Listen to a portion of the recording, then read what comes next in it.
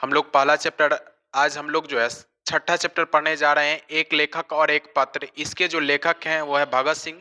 चलिए इस चैप्टर से रिलेटिव सारा लेखक परिचय, साथ साथ में चैप्टर का सारांश, उसके बाद objective question plus subjective questions करेंगे हम लोग। तो देखिए मेरे प्यारे बच्चों, इसमें चैप्टर का नाम है एक लेखक और एक पत्र, जिसके लेखक है भगत सिंह। भगत सिंह का जन्म 28 सितंबर 1907 को हुआ था। भगत सिंह का जन्म कब हुआ था? तो भगत सिंह का जो जन्म था 28 सितंबर 1907 को हुआ था। उसके बाद है कि भगत सिंह की शहादत कब हुई थी? तो वो हुआ था 23 मार्च 1931 को हो गई थी। भगत सिंह को शहादत कब हुई थी? तो 23 मार्च 1931 को हो गई थी। और जन्म कब हुआ था? तो 28 मार्च 1907 को उनका जन्म हुआ था। इनको लाहौर षड्यंत्र केस में शाम 7:33 पर फांसी दे दी गई थी। मतलब इनका जो क्या है कि शहादत, इनको फांसी दे दिया गया था। कितने बजे दिया गया था और किस कारण से दिया गया था? लाहौर षड्यंत्र केस में इनको शाम 7:33 में इनको जो था फांसी दिया गया था। किस दिन दिया गया था? तो भगत सिंह की शहादत जो था 23 मार्च 1931 को हुई थी। इनका जन्म मृत्यु और किस कारण से इनको फांसी दिया गया उसके बारे में हम लोग प्यारे बच्चों जान लिए। अब हम लोग जो है इनका जन्म बंग चक नंबर 105 गुगैरा खांच में हुआ था, जो कि अभी वर्तमान में लावलपुर जो कि पाकिस्तान में है, वहां पर इनका जन्म हुआ था। अगला पॉइंट है मेरे प्यारे बच्चों कि इसका पैतृक गांव खटक्कर कलो पंजाब में है। इनका जो पैतृक गांव है कहां है? खटक्कर कलो पंजाब में है। और इनके माता का नाम क्या था? विद्यावती। एवं पिता का नाम सरदार किशन सिंह था। माता भगत सिंह के माता का क्या नाम था? तो भगत सिंह के माता का नाम था विद्यावती एवं पिता का नाम क्या था? तो सरदार किशन सिंह इनके पिता का नाम था मेरे प्यारे बच्चों। इसको ध्यान में रखेंगे। आगे देखते हैं मेरे प्यारे बच्चों, इनका संपूर्ण परिवार स्वाधीनता सेनानी था। इनका जो संपूर्ण परिवार था वो क्या था? तो इनका संपूर्ण परिवार स्वाधीनता सेनानी था। और पिता और चाचा अजीत सिंह लाला लाजपत राय के सहयोगी थे। जो लाला लाजपत राय थे, इनके चाचा और पिताजी जो थे इनके सहयोगी थे, लाला लाजपत राय के सहयोगी थे। अगला पॉइंट है मेरे प्यारे बच्चों कि अजीत सिंह को मांडले जेल से निकाल दिया गया था। उसके बाद वे विदेश में जाकर मुक्ति संग्राम का संचालन करने लगे। मतलब अजीत सिंह को जो था, अजीत सिंह कौन थे? तो पिता और चाचा, इनके चाचा हो गए भगत सिंह के कौन? अजीत सिंह। अजीत सिंह को मांडले जेल से निकाला दिया गया था। उसके बाद वे कहां गए थे? विदेश में जाकर मुक्ति संग्राम का संचालन करने लगे थे। इसको ध्यान रखेंगे मेरे प्यारे बच्चों।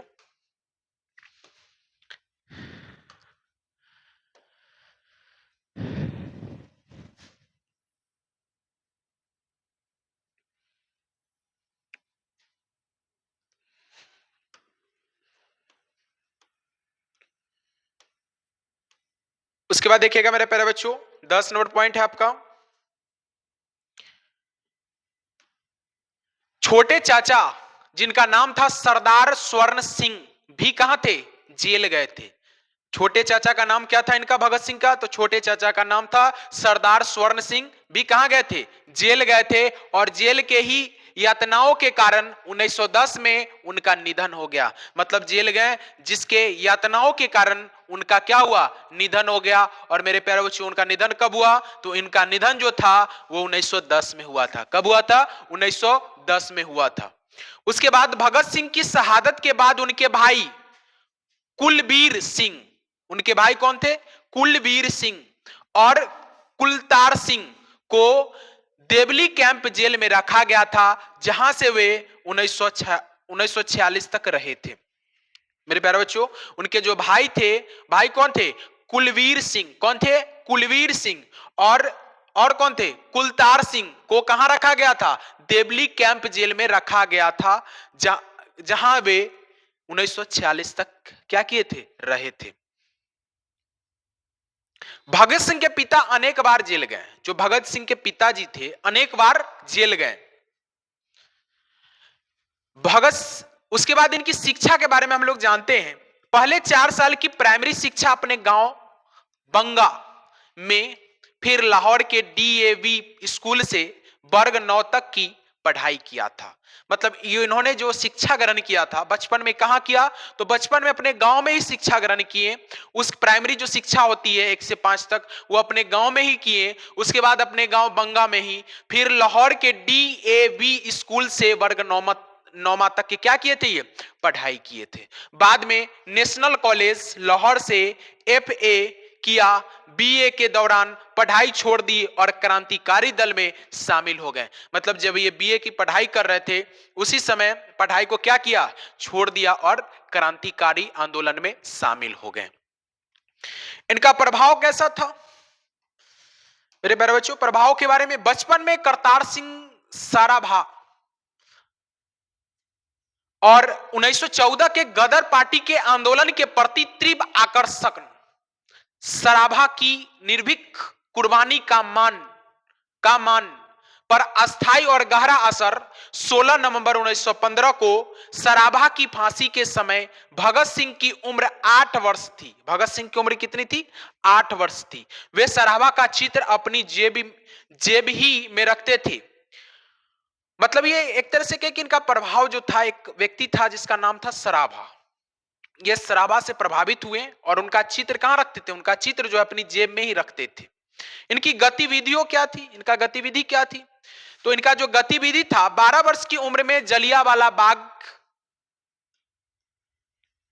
की मिट्टी लेकर क्रांतिकारी गतिविधियों की शुरुआत, मतलब इनकी गतिविधि की शुरुआत कहां से हुई, ये किस प्रकार से अपने गतिविधि को आगे बढ़ाएं, तो ये जो थे 12 वर्ष की उम्र में ही जलियांवाला बाग की मिट्टी लेकर क्रांति गतिविधियों की शुरुआत 1922 में जो था, 1922 में चौड़ा चौड़ी कांड के बाद 15 वर्ष की उम्र में कांग्रेस और महात्मा गांधी से मोहभंग कर लिया था। 15 वर्ष की उम्र में ही किससे? कांग्रेस और महात्मा गांधी से मोहभंग कर लिया था। फिर 1923 में पढ़ाई और घर छोड़कर कानपुर गणेश शंकर विद्यार्थी के पत्र प्रताप में सेवाएं दी और 1926 में अपने नेतृत्व में पंजाब में नौजवान भारत सभा का गठन किया। तो ये क्वेश्चन यहां से भी बन सकता है मेरे प्यारे बच्चों कि नौजवान भारत सभा का गठन किसने किया था? तो भगत सिंह ने किया था। किसने किया था? भगत सिंह ने किया था। कब किया था? तो 1926 में किया था। किस नेतृत्व में? कहां? तो पंजाब में। कहां किया था? पंजाब में। उसके बाद जिसकी शाखाएं विभिन्न शहरों में स्थापित की गई, मतलब ये जो गठन किया नौजवान भारत सभा का, जिसकी शाखा जो है विभिन्न शहरों में भी क्या की गई? स्थापित की गई। 31 तक चंद्रशेखर आजाद के साथ मिलकर हिंदुस्तान समाजवादी प्रजातांत्रिक संघ का गठन किया और क्रांतिकारी आंदोलन संघ रूप से छेड़ दिया। 18 अप्रैल 1929 को बटुकेश्वर दत्त और राजगुरु के सभा केंद्रीय असेंबली में बम फेंका और गिरफ्तार हो गए। मतलब बम फेंक दिए और क्या किए? गिरफ्तार हो गए। पहली गिरफ्तारी कब हुई थी इनकी?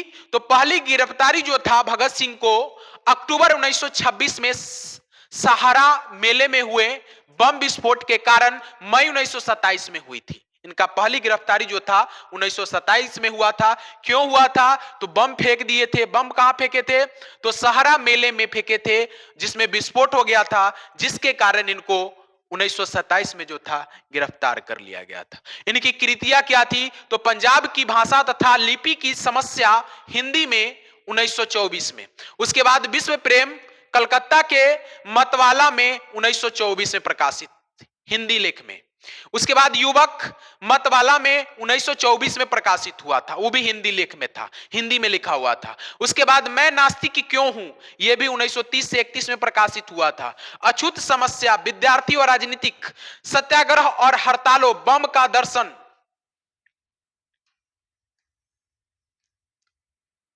भारतीय क्रांति का आदर्श आदि अनेक लेख टिप्पणियां इन्होंने लिखा था।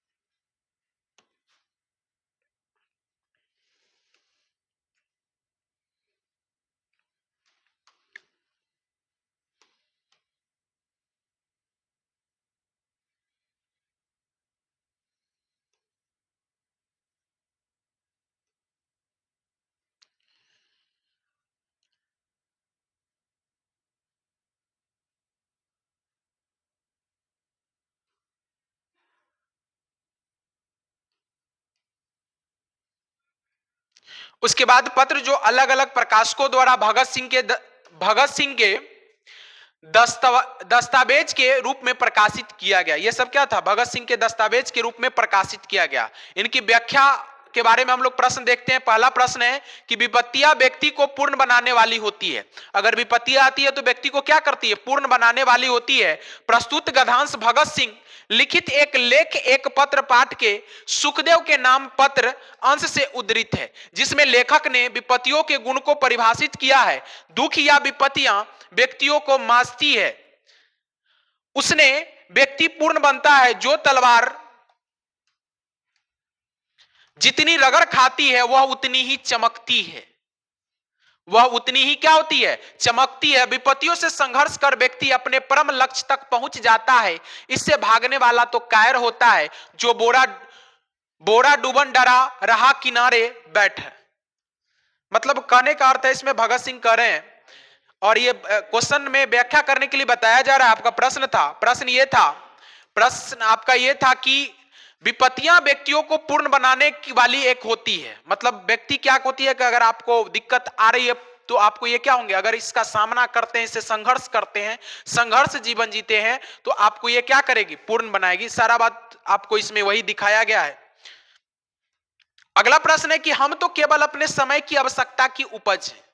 अगला प्रश्न की व्याख्या करना है, जो कि कहता है हम तो केवल अपने समय की आवश्यकता की उपज हैं। प्रस्तुत गद्यांश भगत सिंह लिखित एक लेख एक पत्र पाठ के अंतर्गत सुखदेव के नाम पत्र अंश से उद्धृत है, जिसमें लेखक ने अपने जीवन मूल्य की स्पष्ट किया है। महान व्यक्ति अपने समय की उपज होते हैं। महान व्यक्ति कौन बनते हैं? जो अपने समय की उपज होते हैं। जो व्यक्ति अपने समय के अनुसार अपने कामों को करता है वो व्यक्ति क्या होते हैं? महान होते हैं। समय के अनुसार चलते हुए व्यक्ति क्या होते हैं? महान होते हैं। समय की मांग के अनुसार अपने चरित्र का निर्धारण करते हैं। वास्तव में समय के अनुसार चरित्र निर्धारण करने वाला सफल व्यक्ति होता है। आजादी के लिए क्रांति की आवश्यकता थी। भगत सिंह जी इस प्रकार क्रांति दूत बनकर आए और समय की उपज बनकर लोगों की नजरें खोल दी। इन्होंने एक बात बहुत अच्छा इसमें कहा कि समय का उपज, व्यक्ति अगर अपने समय को पहचान लिया कि आपको किस समय पर कौन सा काम करना चाहिए, तो जरूर है कि आप एक तरह सफल व्यक्ति बन सकते हैं। जैसे बिहार बोर्ड वाले अगर छात्र हैं, तैयारी कर रहे हैं, अभी उनका एक ऐसा समय है, जो बोर्ड एग्जाम की तैयारी कर रहे हैं, या वो बच्चे 10th हो सकते हैं, 12th हो सकते हैं। वैसे 12th पढ़ा रहे हैं तो आपको 12th से रिलेटिव कहेंगे। बच्चों अगर अपने समय को नहीं पहचान रहे हैं, अपने समय पर अपने सही चीज को अगर इस्तेमाल नहीं कर रहे हैं, चीज का उपयोग नहीं कर रहे हैं, समय को नहीं पहचाने कि समय आपके लिए क्या करना है, तो फिर दिक्कत हो जाएगी। आप इस कहानी से सीख भी सकते हैं। अगला प्रश्न है कि मनुष्य अपने विश्वासों पर दृढ़ता पूर्वक अडिग रहने का प्रयत्न करना चाहिए। प्रश्न व्याख्या करने वाला है कि मनुष्य को अपने विश्वासों पर दृढ़ता पूर्वक अडिग रहने का प्रयत्न करना चाहिए। प्रस्तुत गद्यांश भगत सिंह चरित्र एक लेख एक पत्र पाठ से लिया गया है। अंतर्गत सुखदेव के नाम पत्र अंश से उद्धृत है, जिसमें लेखक ने चारित्रिक दृढ़ता का संदेश दिया है। मनुष्य को अपने चरित्र की दृढ़ता पर अडिग रहना चाहिए, इससे उसके कर्मों में पवित्रता एवं पूर्णता आती है। जो व्यक्ति अपने विश्वासों पर अडिग रहता है वह कालजयी बन जाता है। सूरज टरे चंद्र टरे, टरे जगत। इसमें एक अच्छा बात कहा गया कि सूरज टरे चंद्र टरे, टरे जगत व्यवहार पे दृढ़, हरिश्चंद्र का टरे न सत्य विचार। ऐसा अडिग ही तो अपने महान लक्ष्य को प्राप्त करता है, संसार में अमर कीर्तिमान का हाहाकार बन जाता है। जैसे अगर कोई व्यक्ति ईमानदारी से कोई काम को अगर करता है, अगर आप पढ़ रहे हैं, अगर आप ईमानदारी से पढ़ते हैं और अपने विश्वास के साथ, अपने हौसला के साथ अगर इस चीज पर आप अड़े हुए कि नहीं हम ये इस चीज को कर लेंगे, तो आप जरूर है कि बेहतर सफलता पा सकते हैं और बेहतर कर सकते हैं। हौसला के साथ क्या करना चाहिए? इंसान को मेहनत करना चाहिए, सफलता खुद बेहतर मिलेगा। चलिए अब हम लोग प्यारे बच्चों, ये तो व्याख्या था, 3 प्रश्न आपको हमने बताया। अब जो है इसमें आपका पाठ का सारांश है। एक लेख एक पत्र में क्रांतिकारी निबंधकार कौन थे? भगत सिंह ने विद्यार्थियों की राजनीति में भाग लेना चाहिए या नहीं विषय पर बात की है। मतलब भगत सिंह जो एक क्या की कहानी लिखे थे, जिस कहानी का नाम था एक लेख एक पत्र। इसमें इन्होंने एक चीज की चर्चा किया, क्या विद्यार्थियों को राजनीति में भाग लेना चाहिए या नहीं, इसके बारे में जो है हम लोग आगे देखते हैं।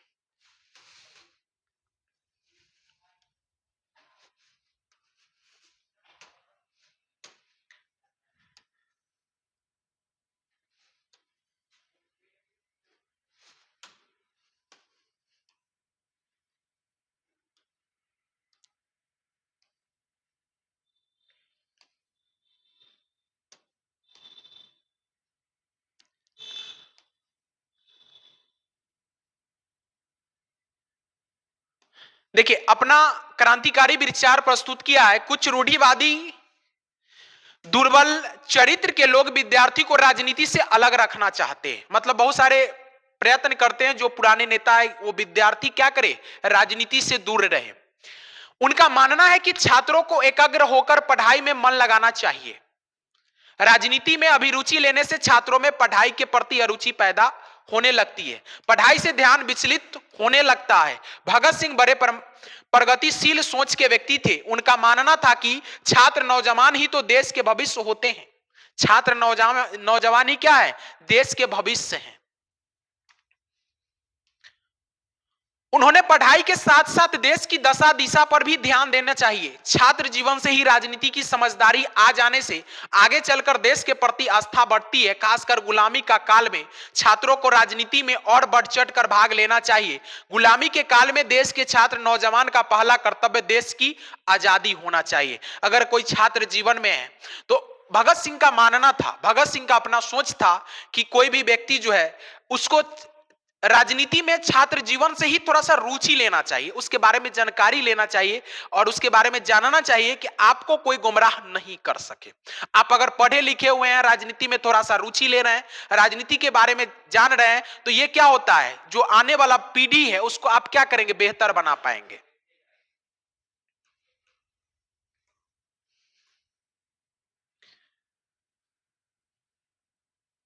आजादी के बिना छात्र का ज्ञान अर्जन करना बेकार है। और एक और बात इसमें कहें कि अगर मान लीजिए कि गुलामी अगर किसी कारण बस मिल रही है तो जो छात्र है उनको उस समय जो देश है अपने देश के लिए आजादी के लिए लड़ना चाहिए और उसमें आना चाहिए।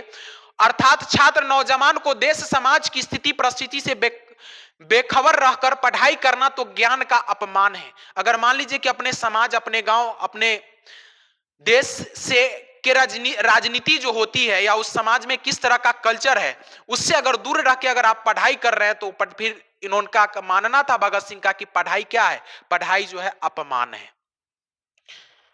वैसी शिक्षा निकम्मी होती है जो सिर्फ किरानीगिरी करने के लिए हासिल की जाती है। किरानीगिरी मतलब क्या है कि क्लर्क का काम करने के लिए किया जाता है। वैसी शिक्षा क्या है, निकम्मी है। बूढ़े घर या परिवार के झंझटों में फंस जाने वाले लोगों की अपेक्षा छात्र नौजवान स्वतंत्र होते हैं। उनमें निर्भीकता के साथ कार्य करने की शक्ति होती है। वे समाज को नई दिशा देने में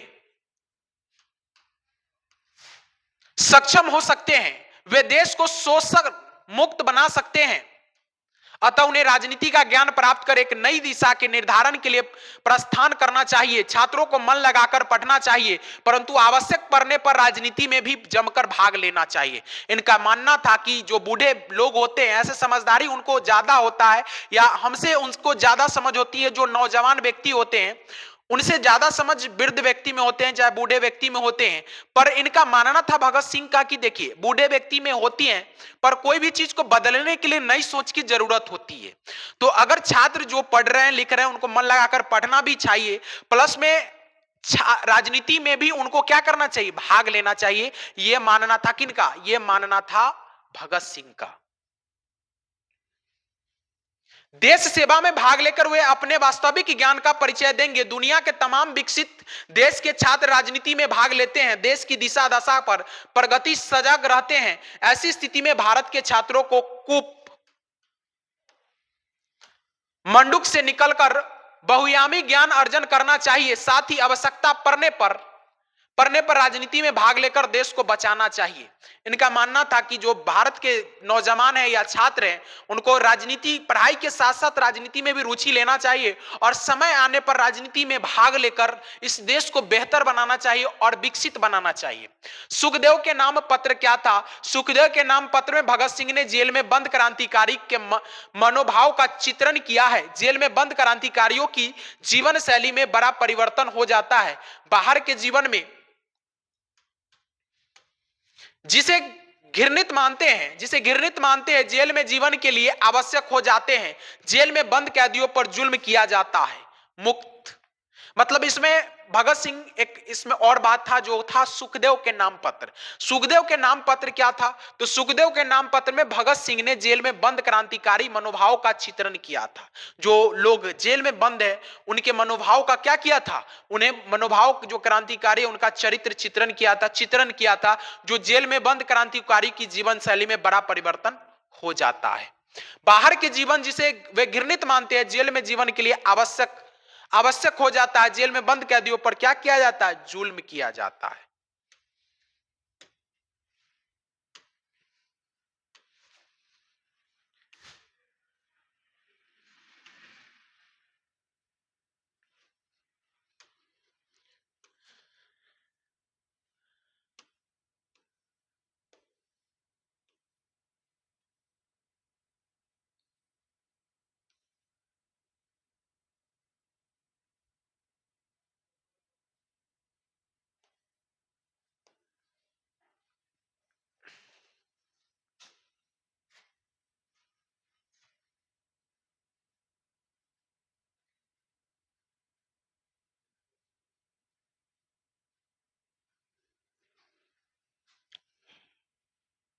उसके बाद है होने पर कोई आशा न रहने पर वे जीवन से उबकर कभी कभी हत्या तक करने की बात सोचने लगते हैं। भगत सिंह, सुखदेव आदि का अपराध भी कुछ ऐसा ही था।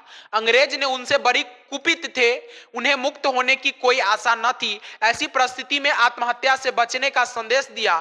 क्रांतिकारी वीर होते हैं, उनका आत्मबल बड़ा ऊंचा होता है। मतलब वो जब जेल में थे तो जेल में बहुत सारे कष्ट था, तो भगत सिंह ने ये पत्र के द्वारा एक बात को बताया कि उसमें बहुत सारे कैदी जो है अपने आप को आत्महत्या करने का भी प्रयास करते हैं, पर भगत सिंह ने एक बात कहा उसमें कि क्रांतिकारी जो होते हैं मजबूत होते हैं और हर परिस्थिति को क्या कर सकते हैं? झेल सकते हैं। उनके द्वारा आत्महत्या किया जाना बड़ा अपराध होगा। उन्हें तो सुंदर मौत मरना चाहिए। ऐसी मौतों जिसे प्रेरणा ग्रहण कर एक बदले अनेक कुर्बानी के लिए तैयार हो जाए। मतलब एक कुर्बानी के बदले अनेक कुर्बानी के लिए तैयार हो जाए। भगत सिंह जानते थे कि उन्हें अंग्रेज सरकार के द्वारा माफी नहीं मिलेगी। अंग्रेज सरकार उनको माफी नहीं दे सकता था। वे कायरतापूर्ण माफी चाहते भी नहीं थे।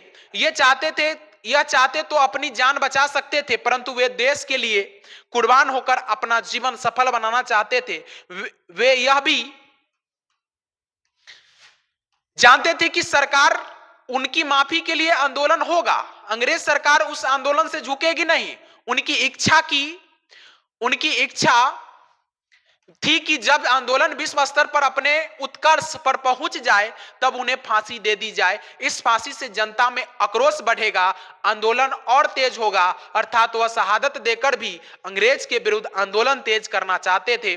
बलिदान पूर्वक क्रांति के बल वे देश को स्वतंत्र करना चाहते थे। मतलब उनका सोच था भगत सिंह का कि हम अगर बलिदान भी दे दें, हमें फांसी भी दे दी जाए, पर क्या हो? देश आजाद हो जाए। और वो ऐसा फांसी चाहते थे कि जब आंदोलन जब तेज हो तो उस आंदोलन के समय हमें फांसी जब दी जाए तो जनता क्या हो जाए? उग्र हो जाए और हमें आजादी मिल जाए। चलिए, इसका प्रश्न यही था, इस पाठ का सारांश मेरे प्यारे बच्चों। इसका प्रश्न देखते हैं, विद्यार्थी को राजनीति में भाग क्यों नहीं लेना चाहिए?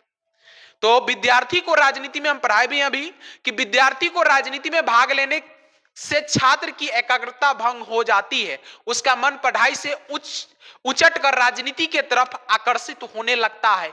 इसी के लिए छात्र को राजनीति में नहीं जाना चाहिए। यह बात क्वेश्चन के अनुसार हम कर रहे हैं, पर ऐसा बात नहीं है। अगर भगत सिंह के अनुसार अगर सोचा जाए तो छात्र को रुचि लेना चाहिए, पर अपने पढ़ाई के बाद। पहले उनका पढ़ाई इंपॉर्टेंट है, पर इतना जरूर जानकारी रखिए कि आपके सामाजिक चीजों को थोड़ा सा ध्यान दे। पढ़ाई के साथ साथ सामाजिक संस्कार भी आपके पास होना बहुत जरूरी होता है, और नॉलेज तो होना ही चाहिए, ज्ञान तो आपको राजनीति का थोड़ा बहुत होना ही चाहिए कि बाद में चलकर आपको दिक्कत ना हो। विद्यार्थियों को राजनीति में भाग क्यों लेना चाहिए?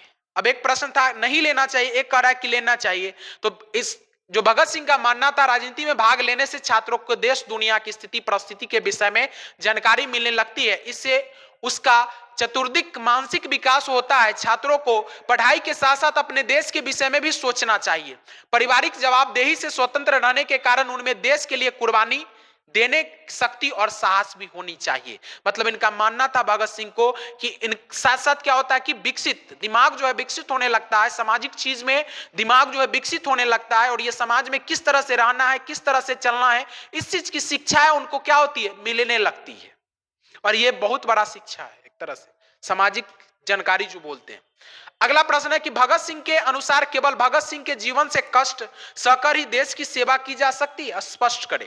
क्वेश्चन कहता है कि भगत सिंह के अनुसार केवल भगत सिंह के जीवन से कष्ट सहकर ही देश की सेवा की जा सकती है या और कुछ?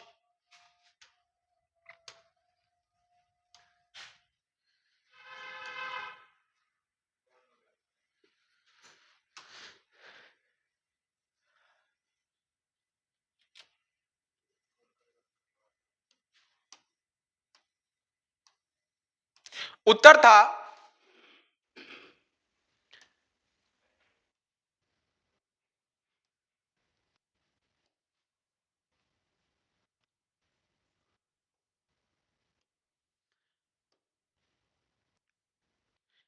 इसका उत्तर था कि कष्ट सहकर देश की सेवा करने का भगत सिंह के जीवन से अनेक उदाहरण प्रस्तुत किए जा सकते हैं। उनके संपूर्ण परिवार के लोग देश की सेवा के लिए अंग्रेजी जेल में जाते रहे। किसी देश निकाला का दंड भोगना पड़ा, निकाल का दंड भोगना पड़ा, किसी को अपनी जान गंवानी पड़ी। मतलब भगत सिंह के अनुसार अगर सोचे तो उनके पूरा परिवार क्या था, देश के सेवा के लिए जेल जाते रहे और अपने जीवन को एक तरह से कहें कि देश के लिए समर्पित किया। भगत सिंह ने भी तो देश की सेवा के लिए अपना जीवन जवानी कुर्बान कर दी, जीवन भर कष्ट भोगा और अंत में इसी देश के सेवा के लिए अपनी कुर्बानी भी दे दी है।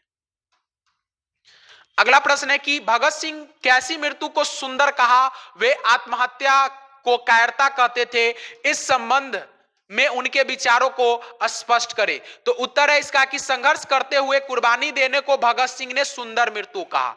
मतलब संघर्ष करते हुए अगर कुर्बानी दिया जाए तो भगत सिंह इसको क्या कहें, सुंदर कहें। उसके बाद अपने सिद्धांत पर अडिग रहते हुए फांसी को गले लगाना सुंदर मृत्यु है। अपने बात पर अगर अडिग रहकर फांसी को गले लगाना क्या है, सुंदर मृत्यु है। दुख से डरकर लोग आत्महत्या कर लेते हैं, यह वास्तव में कायरता है। कुछ लोगों को दुख से मुक्ति पाने के लिए आत्महत्या कर अपने जीवन के मूल्य पर धन मिलकर लेते हैं। अगला प्रश्न है कि भगत सिंह रूसी साहित्य को इतना महत्वपूर्ण क्यों मानते थे, वे क्रांतिकारी से क्या अपेक्षाएं रखते थे? तो रूसी साहित्य में क्रांति का स्वर अधिक है। मतलब रूसी साहित्य में क्रांति का जो स्वर है वो अधिक है। लोगों के मन में स्वतंत्रता आदि की भावना भरने में वह साहित्य अधिक है, सक्षम है। उसमें राजनीतिक चेतना के विकास पर काफी जोर दिया जा गया है। वे क्रांतिकारी से देश के लिए तमन मन धन अर्पित करने की अपेक्षा रखते हैं। इसके लिए भगत सिंह रूसी साहित्य को इतना महत्वपूर्ण मानते थे। अगला प्रश्न है कि भगत सिंह ने अपनी फांसी के लिए किस किस की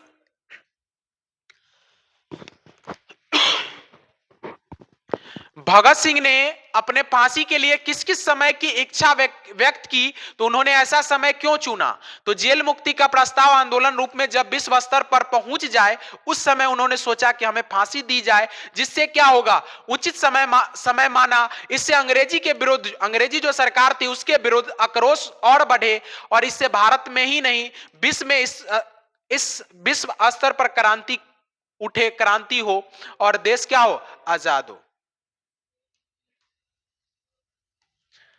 अब इसका ऑब्जेक्टिव हम लोग प्यारे बच्चों करेंगे कि भगत सिंह का जन्म कब हुआ? तो भगत सिंह का जो जन्म था, भगत सिंह का जन्म 28 सितंबर 1907 ईस्वी को हुआ था। कब हुआ था? 28 सितंबर 1907 ईस्वी को भगत सिंह का जन्म हुआ था।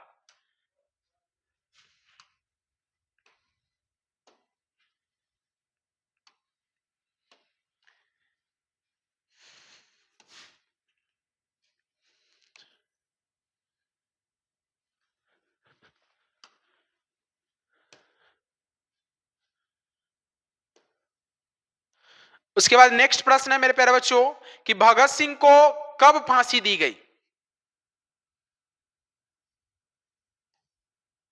भगत सिंह को कब फांसी दी गई? भगत सिंह को कब फांसी दी गई? तो भगत सिंह को 23 मार्च 1931 ईस्वी में क्या की गई थी? फांसी दी गई थी। भगत सिंह को किस देश में फांसी दी गई थी? तो लाहौर षड्यंत्र में भगत सिंह को क्या किया गया था? फांसी दिया गया था।